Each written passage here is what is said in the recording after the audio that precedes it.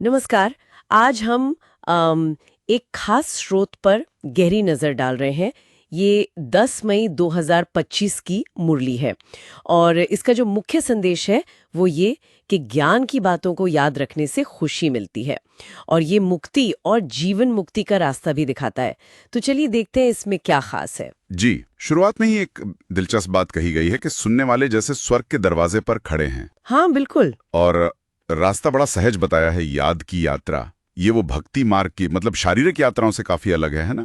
जहाँ भीड़ भाड़ धक्का मुक्की होती है। बिल्कुल सही। यहाँ तो बैठे बैठे यात्रा है। और ये याद भी देखिए सिर्फ सूचना भर नहीं है, इसे राजयोग कहा गया है। मतलब बुद्धि का योग, सीधा कनेक्शन परमपिता परमात्मा से। अच्छा। जैसे उदाहरण दिया है, कोई बैरिस्ट्री पढ़ता है तो उसे टीचर याद रहता है, पढ़ाई याद रहती है। वैसे ही यहाँ परमात्मा की याद पर ही जोर है। ये सहज है, इसमें बाहरी भटकाव नहीं। और एक बहुत जरूरी बात पर भी ध्यान दिलाया गया है, अपना स्वभाव, कि स्वभाव बहुत मधुर हो, फर्स्ट क्लास। किसी को भी मन वचन कर्म से दुख न दें। जी, क्योंकि अगर दुख दिया तो कहा है कि रजिस्टर खराब हो जाएगा, फिर पछतावा करना पड़ेगा। ये रजिस्टर क्या है? कर्मों का लेखा जोखा। हाँ, ये कर्मों का ही लेखा जोखा है एक तरह से। लेकिन इसका फोकस सिर्फ बाहरी एक्शन पर नहीं है। असल में ये आंतरिक शुद्धि पर ज्यादा जोर देता है। दिव्य गुणों को धारण करना, जैसे मधुरता, और शैतानी अवगुणों से, विकर्मों से बचना, ताकि जैसा कहा सदा सुखी बन सकें और बाद में पछताना ना पड़े। तो ये आंतरिक शुद्धि की बात हुई।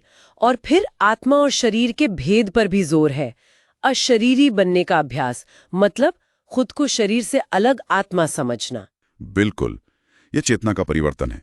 देह अभिमान से देही अभिमानी बनना। ये याद रखना कि हम आत्मा हैं और हमें अपने घर शांतिधाम वापस जाना है। शरीर तो यहीं छूटना है। तो इस सोच से क्या होता है, मतलब प्रैक्टिकली? देखिए, इसी अभ्यास से आत्मा धीरे धीरे देह के मोहों और पुराने कर्मों के असर से मुक्त होती है। स्रोत कहता है कि आत्मा ही पतित बनती है, गुणों में गिरावट आती है, और फिर परमात्मा आकर पावन बनने की युक्ति बताते हैं। अच्छा।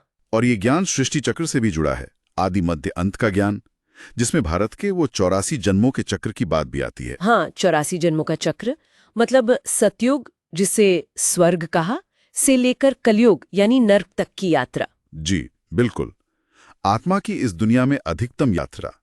और इस ज्ञान से ही आत्मा को अपनी ओरिजिनल स्थिति और मंजिल का पता चलता है। तो इसका मतलब ये हुआ कि स्रोत के अनुसार भक्ति मार्ग दुख से जुड़ा है, क्योंकि कहा है दुख में याद करते हैं, और ज्ञान मार्ग सुख शांति की ओर ले जाता है। हाँ, स्पष्ट रूप से यही कहा गया है कि भक्ति तब शुरू होती है जब दुख होता है, गिरावट आती है। और अब भक्ति का समय पूरा हो रहा है, अब ज्ञान का समय है।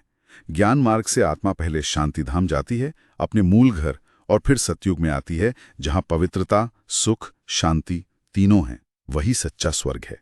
सतयुग में जीवन इतना सहज बताया है कि जन्म भी कायदे अनुसार, बिना तकलीफ के। हाँ, और शरीर छोड़ना भी खुशी से, कोई रोना पीटना नहीं, क्योंकि आत्मा को पता है कि अब नया पाठ बजाना है। अच्छा, इसमें कुमारियों की भूमिका पर भी काफी जोर है। उन्हें नष्टो मोहा बनने को कहा गया है। जी बिल्कुल, कुमारियों यानी अविवाहित लड़कियों को। नष्टो मोहा मतलब मोह से मुक्त, किसी भी चीज या व्यक्ति में अटैचमेंट नहीं, यहां तक कि मेरापन का सूक्ष्म अहंकार भी नहीं, जैसे मेरा पुरुषार्थ, मेरी सर्विस, इससे भी मुक्त। और उन्हें पवित्रता की धारणा के साथ सेवा में लगने को कहा गया है। हाँ, पवित्रता को मुख्य आधार बताया गया है। काम को महाशत्रु कहा है। योगिनी बनकर पतित न बनने की हिदायत है।